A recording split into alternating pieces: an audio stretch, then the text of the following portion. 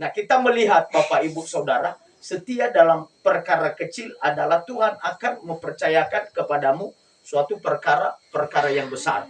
Setia dalam perkara kecil adalah merupakan sebuah ujian. Merupakan sebuah testing.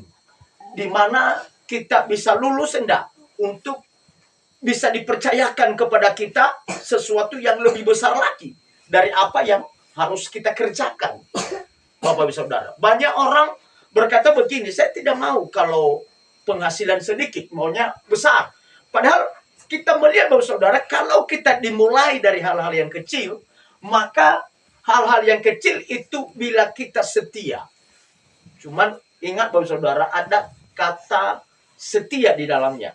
Kalau kita tidak setia, maka juga hal-hal yang kecil juga adalah tidak akan membawa kita kepada hal-hal yang besar. Tapi kalau kita setia dalam hal-hal yang kecil, maka itu akan menuntun kita, memimpin kita kepada hal-hal yang besar. Amin. Tidak ada hal yang besar tanpa kita melewati hal-hal yang kecil. Nah, kalau kita sudah lulus dalam hal-hal yang kecil, maka Tuhan akan mempercayakan kepada kita sesuatu hal-hal yang besar. Maka oleh sebab itu, kita diuji dalam hal yang kecil, supaya kita dijadikan menjadi orang yang dipercaya dalam hal-hal yang besar. Kita memperhatikan Bapak Saudara, ayat 10. Barang siapa setia dalam perkara kecil, ia setia juga dalam perkara-perkara besar. Dan barang siapa tidak benar dalam perkara-perkara kecil, ia tidak benar juga dalam perkara-perkara besar. Banyak orang begini dalam sebuah pekerjaan atau dalam sebuah jabatan. Orang sebelum duduk jabatan, maka orang sudah menilai, tidak bisa itu. Keluarganya saja tidak bisa memimpin. Bapak Saudara, saya setuju dengan apa yang pernah diucapkan oleh Ahok. Berkata begini, kalau engkau menguji seseorang, uji dia dalam jabatan, berikan dia jabatan. Kalau dia jujur dan kalau dia setia dalam jabatan yang engkau berikan kepadanya, berarti dia adalah setia. Percayakan kepadanya jabatan-jabatan yang besar. Dan kalau engkau memberikan kepadanya jabatan, kalau jabatan yang kecil saja tidak bisa dia kerjakan dan tidak bisa dia setia dalam jabatan-jabatan yang kecil, jangan percayakan kepadanya jabatan yang besar. Nah ini, Bapak Saudara, sama seperti ini dalam tujuan daripada Tuhan Yesus ini. Ketika kita setia, dipercayakan kepada kita suatu pekerjaan yang kecil, setia dulu. Baru kita dipercayakan dalam perkara-perkara yang besar. Ayat 11 berkata, jadi jikalau kamu tidak setia dalam hal mamon, mamon ini adalah uang. Jikalau kamu tidak setia dalam hal mamon yang tidak jujur, siapakah yang akan mempercayakan kepadamu harta yang sesungguhnya? Dan jikalau kamu tidak setia dalam harta orang lain, siapakah yang akan menyerahkan hartamu sendiri kepadamu? Artinya seorang hamba tidak dapat mengabdi kepada dua tuan. Misalnya ada setengah-setengah. Dia mengabdi kepada tuan yang satu, dan dia mengabdi kepada tuan yang satu.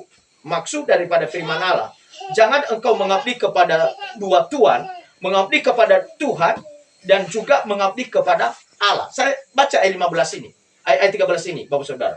Seorang hamba tidak dapat mengabdi kepada dua tuan, karena jika demikian, ia akan membenci yang seorang dan mengasihi yang lain. Atau ia akan setia kepada yang seorang dan tidak mengindahkan yang lain. Kamu tidak dapat mengabdi kepada Allah dan kepada mamon. Bapak Ibu Saudara, kita melihat mamon ini adalah bicara uang ya. Uang. Ini mamon ini adalah uang. Bahasa yang lebih jelas diartikan adalah mamon adalah uang. Bapak Ibu Saudara, Allah menyamakan dirinya. Kita memperhatikan. Allah menyamakan dirinya sama derajatnya dengan uang. Kita memperhatikan bagian terakhir ini. Kamu tidak dapat mengabdi kepada Allah dan kepada mamon. Dari ayat kata ini bahwa Allah menyamakan derajatnya adalah setara, selevel dengan uang. Bapak-Ibu Saudara, kalau kita memperhatikan ayat zaman ini, banyak orang meninggalkan Tuhan karena uang. Jelas yang Tuhan katakan bahwa banyak orang yang kehilangan Tuhan karena mengejar uang. Makanya uang itu, Yesus berkata bahwa disamakan, bahwa derajat, setara, selevel Allah itu selevel dengan uang. Uang bisa mengubah hati manusia. Uang bisa mengubah keadaan manusia. Uang bisa mengubah dan menggoyangkan iman manusia. Itu adalah uang, Bapak Ibu Saudara. Uang bisa mencuri tahta Allah dalam kehidupan manusia. Ini adalah uang. Maka Yesus tidak salah kalau dia menyamakan bahwa posisi uang itu hampir setara dengan Allah.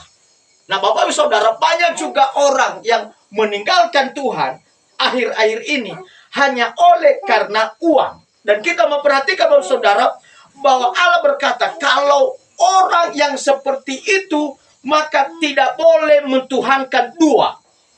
Mentuhankan Tuhan dan mentuhankan Allah dan mentuhankan uang.